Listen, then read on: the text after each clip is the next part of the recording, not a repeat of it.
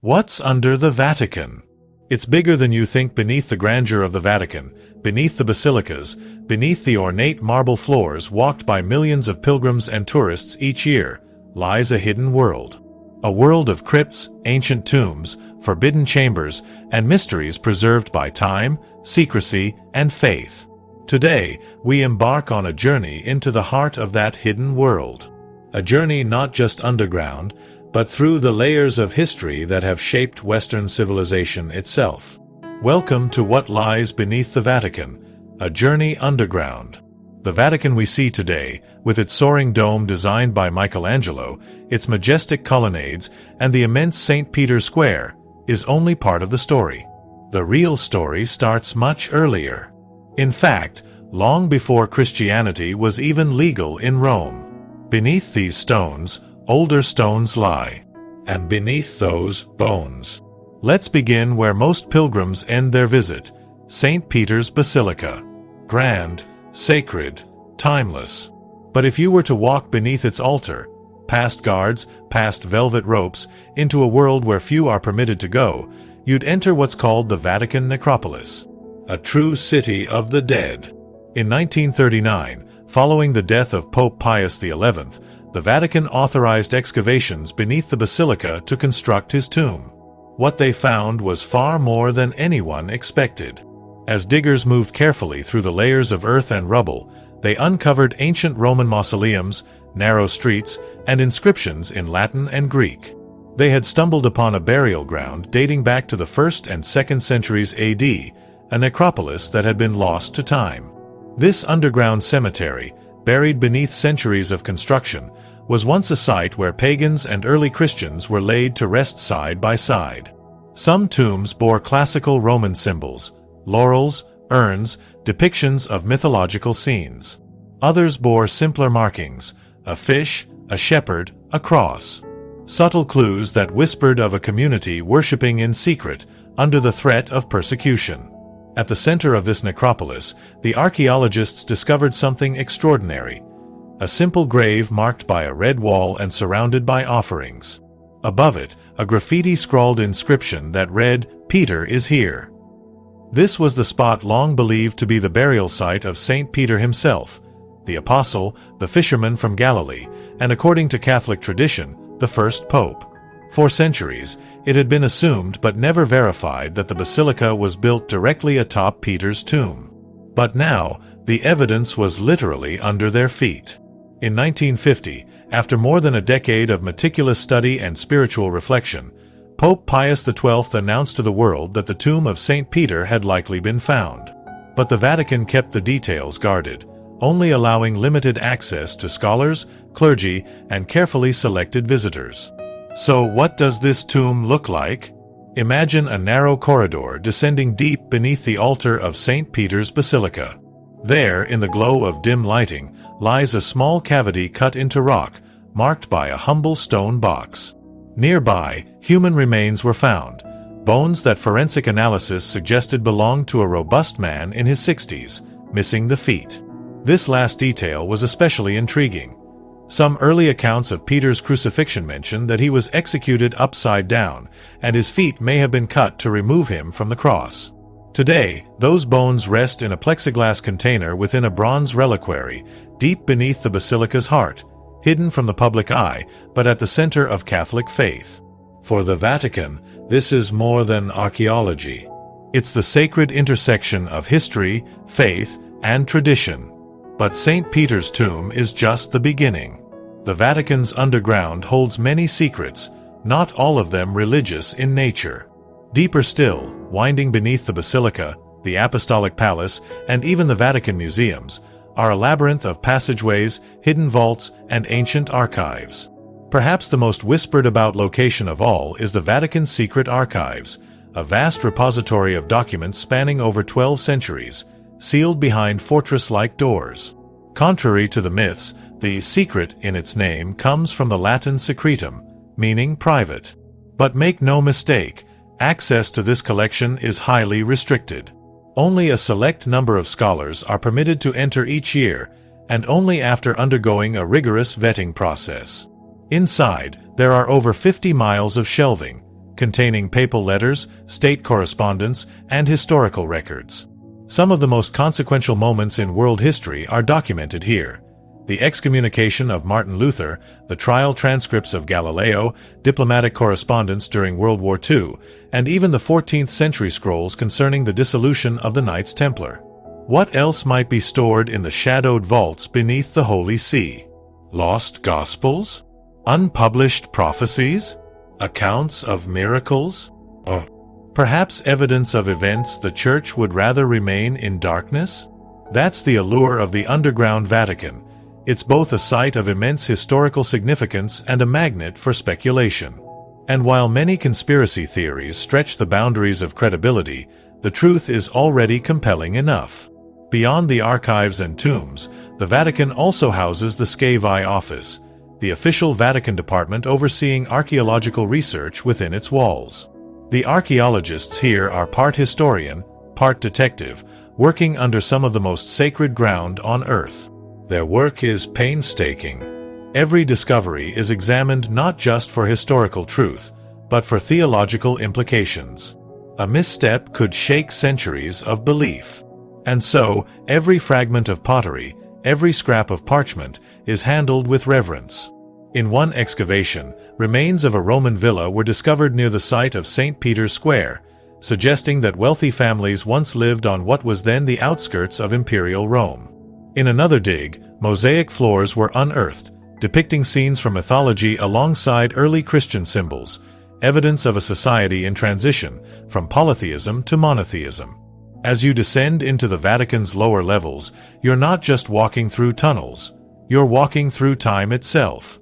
And yet, many layers remain off-limits. Security is tight. Surveillance is constant. And some areas have been sealed for decades, if not centuries. In recent years, certain papal statements have suggested there are still things the public is not ready to see. Whether these are theological truths, political scandals, or something more esoteric is left to speculation. For the average visitor, access stops at the Scavi tour, a guided visit through select parts of the necropolis, capped at small groups per day. And even then, cameras are forbidden. What you see, you carry only in memory. But while access is limited, the implications are vast. The Vatican's subterranean world isn't just a place, it's a mirror. A reflection of human history, belief, power, and mystery. It reminds us that beneath every monument lies a foundation, and beneath every foundation, a story. A story written not just in scripture and prayer, but in soil and stone. And we've only scratched the surface. Before Christianity claimed the hill on which the Vatican now sits, it was a very different place. In ancient Rome, this area was known as Ager Vaticanus, a marshy, flat plain outside the city walls. The name Vatican likely comes from the Latin vaticinare, meaning to prophesy. A strange origin, some say, for what would become the most powerful spiritual center in the world. In fact, before it was holy ground, it was a place associated with necromancy and prophecy. Pagan temples once dotted the area. And most significantly, it was home to the infamous Circus of Nero, a chariot racetrack and a site of unspeakable cruelty. It was here, in the aftermath of the Great Fire of Rome, that Emperor Nero blamed the Christians for the devastation. He ordered public executions to pacify an angry population. According to early church tradition, it was in this circus that St. Peter was crucified, upside down, by his own request, out of humility. That execution, that moment of martyrdom, transformed the Vatican Hill from a pagan zone of death into a sacred place of Christian memory. But relics of this violent past still exist beneath the Vatican. The remains of Nero's circus, including a central spine called the spina, have been partially excavated and lie hidden under Vatican offices. The obelisk that once stood in the center of the arena, the same one Peter would have seen as he died, still stands today in the middle of St. Peter's Square. Moved in the 16th century, it remains a silent witness to both persecution and triumph.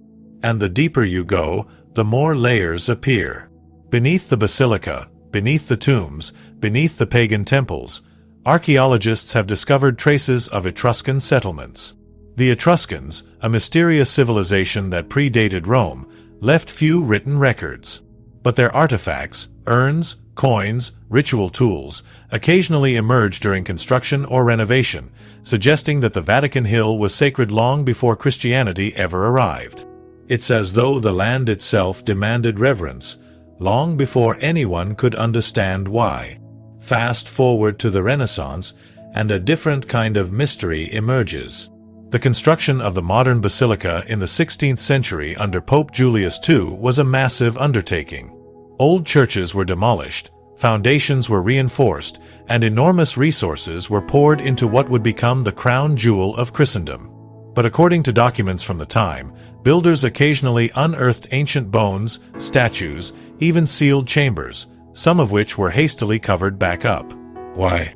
One theory is that some finds contradicted theological teachings. Another is more practical. Disturbing the remains of saints and martyrs could cause a scandal, or worse, desecrate holy ground. So they were left alone, hidden under new layers of stone and marble, as if to preserve a fragile boundary between past and present. This practice, of concealing rather than confronting, adds to the air of mystery that clings to the Vatican's underworld. Now let's descend further still, into the realm of rumor, speculation, and yes, conspiracy. There are long-standing stories of hidden catacombs extending far beyond the Scavi and the known Roman necropolis. Some claim these tunnels run under all of Vatican City and even extend into Rome itself. While a network of ancient aqueducts and Roman-era sewers certainly exists, some believe there's more. Secret escape routes, sealed crypts, and hidden chapels used by early Christians during times of persecution. In 2013, Pope Francis casually mentioned during an address that there are areas in the Vatican so old and narrow no one has entered them in decades. The comment sparked a wave of online theories, with some suggesting that these sealed-off chambers contain suppressed scriptures, relics of lost apostles, or even direct records of Jesus' life never revealed to the public. While there's no public evidence of such dramatic finds, it is true that the Vatican rarely discloses everything uncovered during internal excavations. Even routine maintenance is sometimes shrouded in confidentiality. The official reason? Security, preservation, respect for the dead. But that silence only fuels curiosity. Let's turn now to a real and documented part of the underground Vatican, the grottos of St. Peter's Basilica. These grottos are a solemn, candlelit level beneath the basilica, where many popes are buried. Unlike the Scavi, these tombs are open to the public, though few visitors realize how close they are to the heart of the mystery.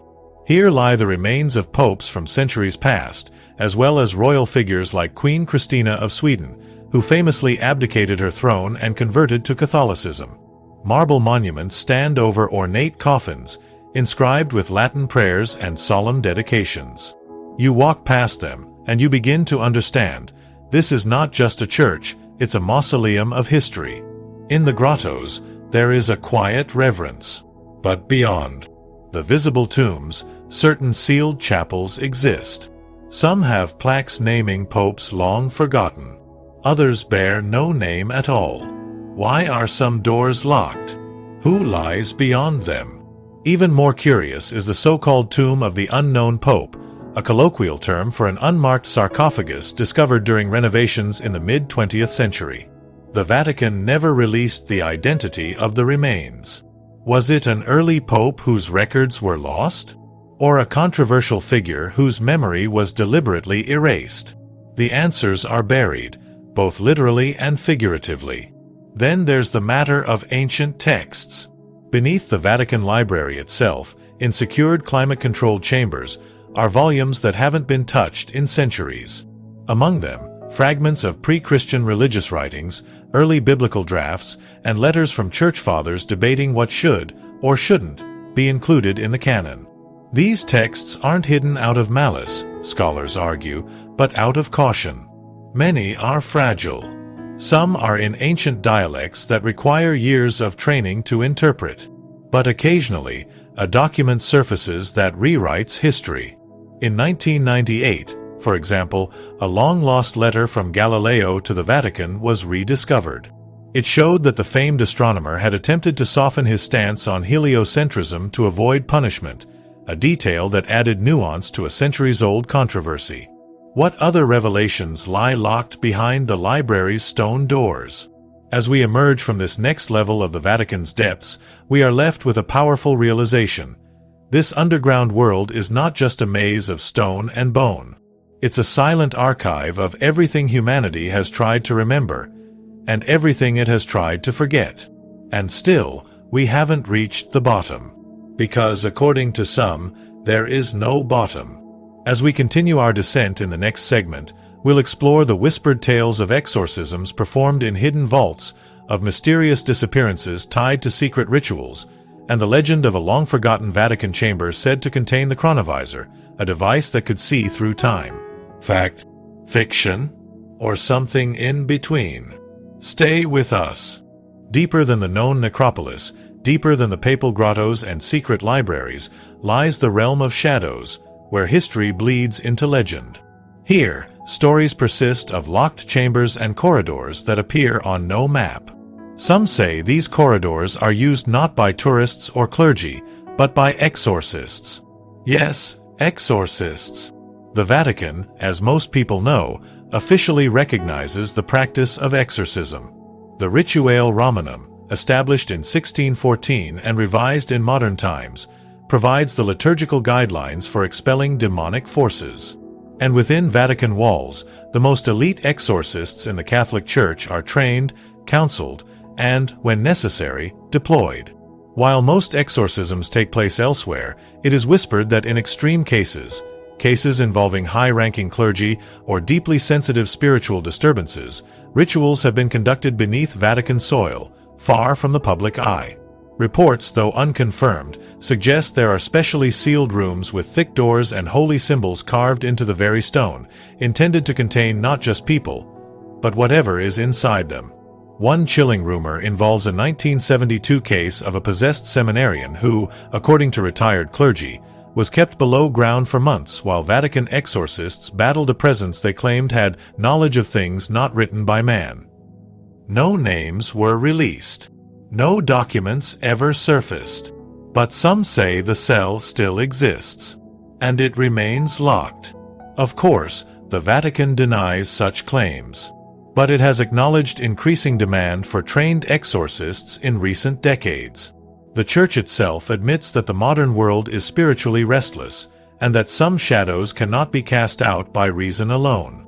And this brings us to one of the most controversial and bizarre stories ever associated with the Vatican's hidden world, the legend of the chronovisor. According to this story, in the 1950s and 60s, a Benedictine monk named Father Pellegrino Ernetti claimed to have helped invent a mysterious device with the help of Vatican scientists and even Nobel Prize-winning physicist Enrico Fermi. This device, the chronovisor, was said to be capable of viewing past events, not by traveling through time, but by capturing residual electromagnetic waves left behind by historical moments. Ernetti claimed to have seen scenes from ancient Rome, watched Napoleon deliver speeches, and most famously, witnessed the crucifixion of Jesus Christ. He even allegedly took a photograph of Christ on the cross. That photograph surfaced publicly in the 1970s and has since been dismissed by most as a hoax. It closely resembles a 19th-century plaster sculpture of Jesus housed in an Italian church. And yet, the rumor persists that a prototype device exists somewhere beneath the Vatican, hidden away after church officials decided it was too powerful, too dangerous, to be allowed in the modern world. Critics call it science fiction. But believers argue, why would such a bizarre lie be fabricated by a respected monk? Whether real or myth, the story of the chronovisor reveals something deeper, a hunger for truth, for certainty, for access to what was, and perhaps what is to come. But the Vatican's vaults do not offer such clarity. If anything, they remind us how much remains concealed. Consider the mysterious disappearance of Emanuela Orlandi, a 15-year-old Vatican citizen who vanished in 1983. Despite decades of investigations, the case remains unsolved, tangled in a web of theories involving the Italian mafia, rogue Vatican officials, and international espionage. In 2019, new leads pointed investigators toward 2 tombs in the Teutonic Cemetery, a burial ground inside Vatican City. The tombs were opened, only to reveal that both were empty, completely devoid of remains. Not even dust. How does a centuries-old tomb become empty without documentation? Some suspect those tombs were used as hiding places, perhaps for bodies or for something else entirely. The Vatican, once again, offered only partial answers, citing reconstruction work and misfiled records.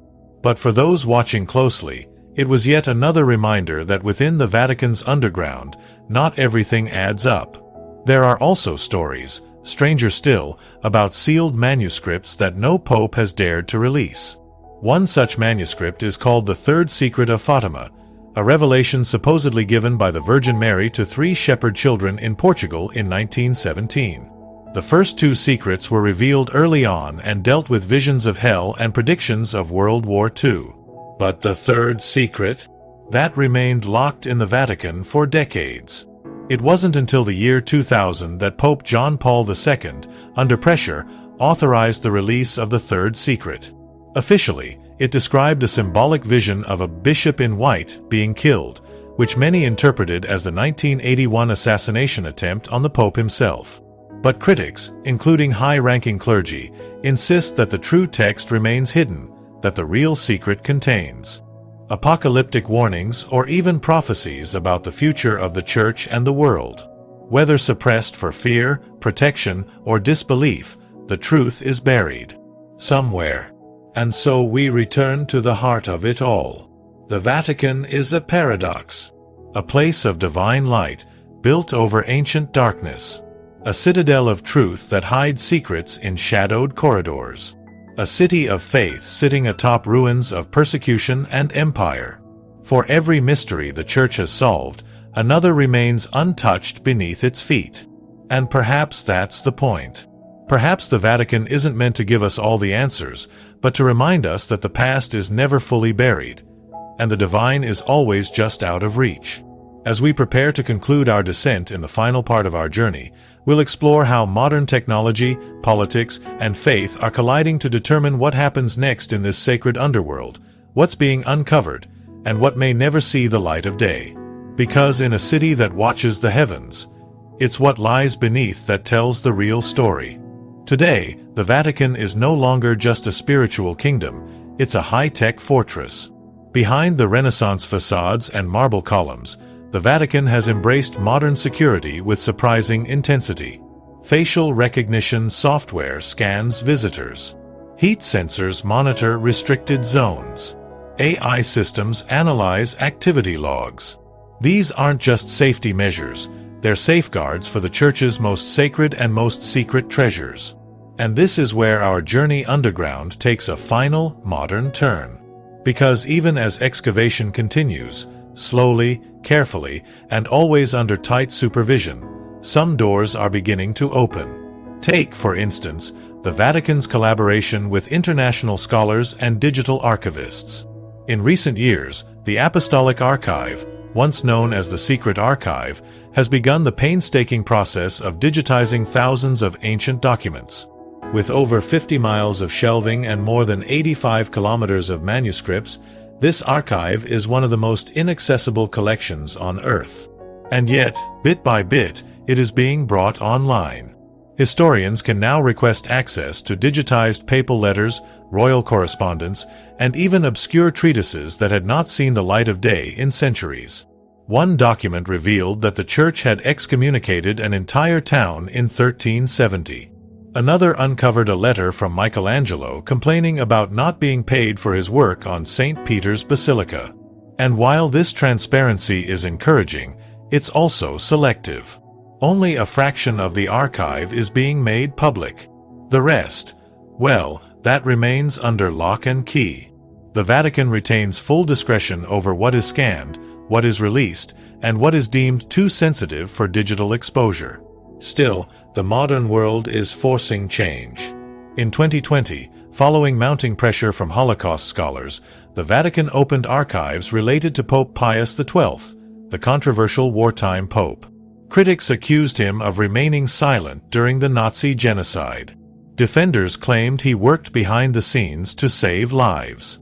The documents released are still being combed through, but already they've added nuance to a man long shrouded in mystery.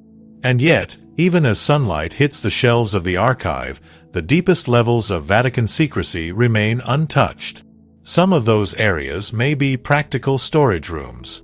Others may contain dangerous relics, poisoned papal rings, forbidden spellbooks, or heretical texts long removed from the canon. But one theory that refuses to die is that the deepest Vatican vaults house lost knowledge. Scientific, medical, even metaphysical insights that the Church, for one reason or another, has chosen to suppress. There's talk of ancient maps suggesting pre-Columbian transoceanic contact. Scrolls that predate the Book of Genesis, allegedly pointing to older mythologies that mirror biblical events. Even holographic star charts left behind by unknown civilizations. Wild claims, perhaps. But in a world where truth is often stranger than fiction, the mystery persists. And it's not just about the past. It's about what comes next. Modern archaeology has made it possible to scan beneath structures without disturbing them, using ground-penetrating radar, LiDAR, and magnetic resonance imaging. These tools are being used more cautiously than ever beneath Vatican City. In fact, some Vatican insiders have suggested that new anomalies have been detected beneath the Basilica, structures or chambers that do not appear in any historical record. If true, what might they contain? Another level of tombs? A lost sanctuary? An undiscovered temple from Rome's pagan era? We may never know. Or we may be on the verge of one of the greatest archaeological discoveries in modern history. And this leads us to one final question. Why does the Vatican keep so much hidden? The easy answer is faith. Protecting relics, traditions, and doctrine from misuse. Preserving sanctity. But the deeper truth may be this, that the Vatican, more than any other institution on earth, understands the weight of time. It knows that humanity is not ready for everything buried beneath its feet. That revelation, like salvation, must come in stages. That knowledge, unchecked, can be as destructive as it is enlightening. And so, it waits for the right time, the right scholars, the right pope, or perhaps for the right generation. As we leave the underground behind, we return to the surface changed. Not just because we've explored a labyrinth of stone and shadow, but because we've glimpsed a mystery that refuses to be solved. Beneath the Vatican lies more than tombs, bones, and relics. Beneath the Vatican lies a question. What do we choose to remember? And what do we choose to forget? Thank you for joining us on this journey beneath the heart of the Catholic world. If you enjoyed exploring these hidden depths, be sure to like, subscribe, and share. There are still more secrets waiting to be uncovered, and we'll be there to bring them to light. Until next time.